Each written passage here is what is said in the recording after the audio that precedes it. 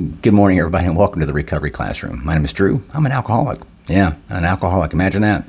And today, by the grace of God, I'm a recovering alcoholic, and I couldn't be any more grateful. It's just after 5:30, and so I'm already fired up, which means you guys are in store for a treat. I'm sure we want to welcome you to this platform here today, regardless of what your addiction may be. We support your pathway to recovery, and whichever pathway it is you choose, we're just here to help. And we definitely want to make sure that it works for you. And we're going to talk a lot about that here in just a minute.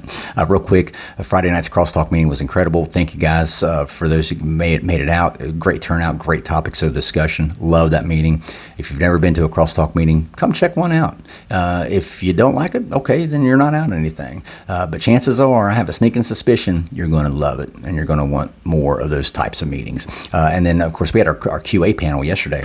It was incredible. I love going into this 28-day facility and watching people learn to love themselves. You can't put a price tag on that for sure. And speaking of that, we're actually going to be taking crosstalk meetings and the QA panel into other 28-day facilities and other programs here soon. So some more news to come on that for sure. Stay tuned. I want to talk today about that one-lane road. My sponsor and I were talking after the crosstalk meeting Friday night. We were talking out in the parking lot, and he said, you really stirred the pot.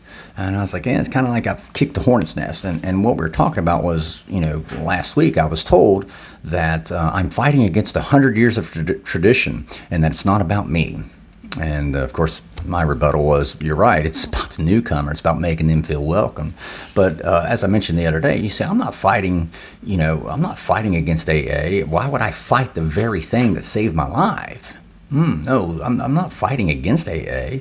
I'm not doing that at all. I'm not fighting against NA or Celebrate Recovery or whatever program you want to throw out there.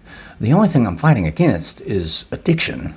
The only thing I'm fighting for is recovery. So let me be very clear about that. And again, I want to say this before I go any further. I don't know NA. I don't know Celebrate. I kind of know Celebrate Recovery because I did try it at one point, but I was still drinking. The only thing that worked for me was AA. So keep that in mind. The only thing that worked for me was AA. And that's why I am AA through and through. Okay, so there's my disclaimer. I want to paint the picture for you. Imagine driving down the interstate and you look up and you see a billboard, say whatever popular fast food chain you can think of, and there's a big juicy hamburger on there, and it says, next exit, get off next exit, turn right. And you see that hamburger and you're like, damn, that looks pretty good, right? You're attracted to what you see, right? You're attracted to what you see. And that's part of the reason why people get upset with me, I guess, and my friends, because we do things. We put it out there. We tell you to get off the next exit, turn right, right? Imagine driving down the interstate and you see this nice juicy hamburger, but that's all you see. You don't see the name. You don't see who makes the fucking hamburger. You don't see where the location, where the hamburger is being sold. You just see a picture of a fucking hamburger, and it looks pretty damn good. Bacon, cheese, the whole 9 yards, right? Minus the bun, but regardless. That's what we're doing when we say, hey, you don't need to be on the internet, or you don't need to be advertising your meetings. Well, wait a minute. So if for instance, AA says our public relations policy is based on attraction rather than promotion. So you want me to attract somebody and not tell them where to go in order to see the thing that we want them to be attracted to? What? You want me to carry the message, right? And, we got to carry the message. When it's all through word of mouth. Not exactly. Not exactly. And I'll get to that in just a second. So you want me to carry the message and get people to be attracted to it, but you don't want me to tell them where to go to get it. You don't want me to tell them how to go about getting it. Well, you're doing it on the internet. You're doing it online. Well, you know what? If the internet would have been created back in 1939, I guarantee you Bill Wilson would have probably done the same fucking thing. And you know how I know? Because one, there was no internet in 1939. And two, Bill Wilson wrote a fucking book. He wrote the book, the big book of Alcoholics Anonymous. And he specifically said, I want to write this book so I can carry the message. They didn't have the internet back in 39. He just couldn't get on fucking Facebook and here's how you get sober. No, he had to write a book. And I hate to break it to you, but the book is press. It's considered press. It's printed material, right? Well, okay, so that was back then. They didn't have the internet, but he wrote a book. All right, but you're still telling people where meetings are at. Isn't that what the AA district websites do? List meetings? Isn't that what we have pamphlets for that tell people, that attract people? That's also print. Website is digital media. I know because I work in that daily. So how can I get people to be attracted to something that we want them to be attracted to if I don't tell them where to go to see the thing it is that I want them to be attracted to? Makes no sense. Absolutely makes no sense. Let me say this. I am not interested in getting people onto my road of recovery because my road of recovery is a one-lane road, just room enough for me, right? That's it. I'm not interested in getting people on somebody else's road to recovery because, again, their road to recovery is a one-lane road. Just room for them. What I am interested in is getting people on the road to recovery. That's all I'm interested in.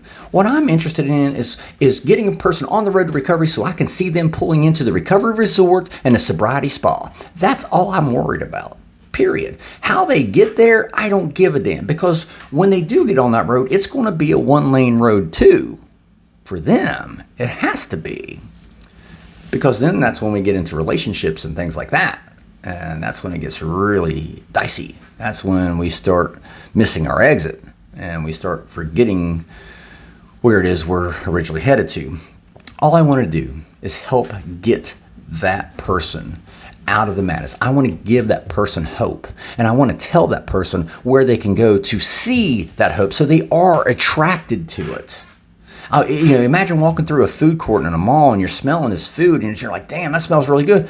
But you don't know which restaurant it is that has that food that you're smelling. That smells so damn good, right?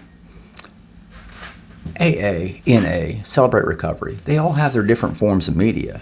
I guarantee you can go to AA.org right now and you'll pull up their website. That's a form of press, all right? That's a form of publishing. The big book yourself that you're holding in your hands right now, maybe. That's a form of press. So I want to go back. Bill Wilson didn't have the invention of the internet back then. So he wanted to carry the message. That's all we do is carry the message.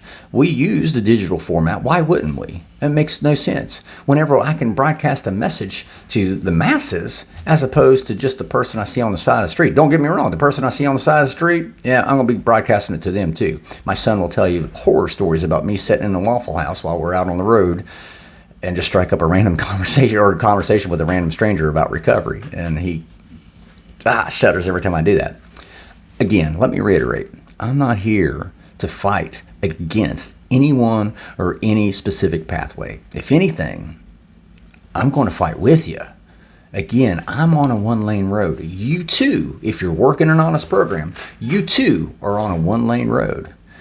All roads lead to the same destination. How we get there, that's where we need to support each other, right? That's where we need to build each other up, lift each other up, and make sure that we're encouraging each other to make it to their destination.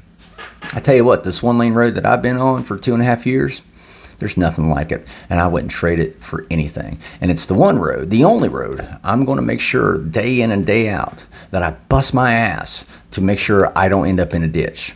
And that's where I get to turn my will and my life over to the care of a God of my own understanding. But that's a topic for a whole nother day and a whole nother discussion. With that being said, I will let you guys go. Thank you guys for letting me come in and share 5 to 10 minutes of your day with you. You guys absolutely keep me sober, and I could not be more appreciative. If you have a topic you'd like to hear discussed, you can drop it in our Recovery Classroom private Facebook group page. This is a private group, by the way, if you're watching it through that form. This is a private group, and we maintain anonymity in this group. So you can drop it in that, or you can email me directly, Drew, D-R-E-W, at recoveryclassroom.org. Again, thank you guys for letting me come in and spend 5 to 10 minutes of your day, be part of your day, because it truly does keep me sober, and I know my family appreciates it just as much as I do. We'll be talking again soon. Remember, guys, you can't get drunk if you don't take that first drink.